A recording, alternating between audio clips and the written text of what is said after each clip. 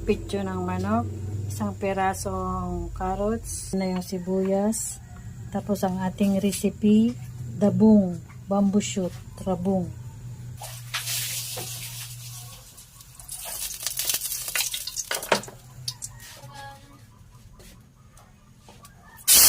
Sibuyas,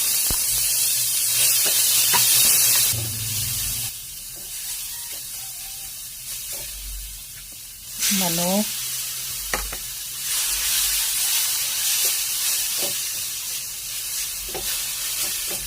wala akong food processor, pinatatagtag ko lang pino.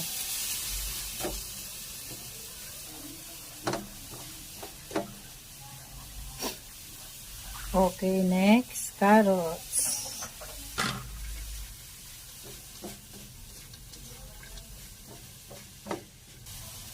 Pagkatapos ng carrots, lagay na natin yung pinakuluan natin na dabong.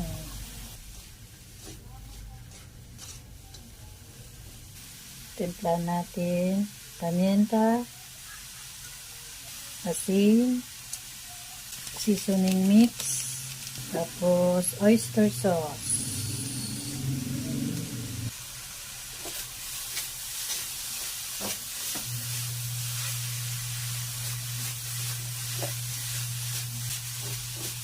Okay na to. Pero hindi pa yan nagtatapos ang ating pagluluto. Kasi pa-cool down ko muna. Meron pa tayong gagawin dyan.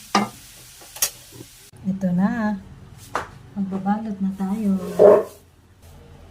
Lumpia wrapper na isang kutsara.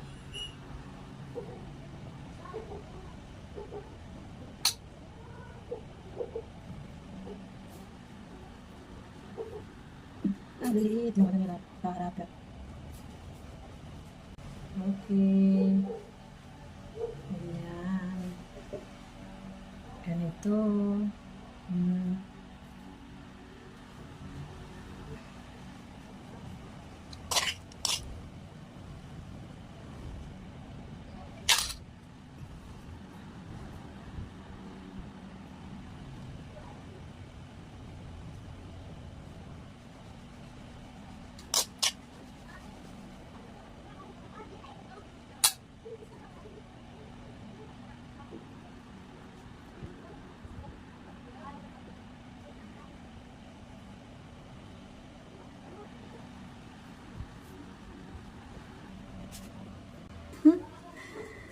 Hindi lang adobo, hindi lang ginataan, dinengdeng, kung ano pang luto nyo sa dabong.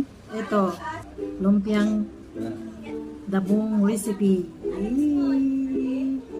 Balot muna tayo. For frying na. Yay!